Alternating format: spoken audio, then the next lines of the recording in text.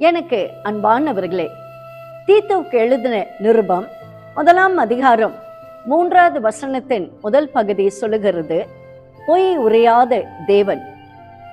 பொய் சொல்வதற்கு தேவன் மனுஷனும் அல்ல, மனம் மாறுவதற்கு அவர் மனப்புத்திரமும் அல்ல.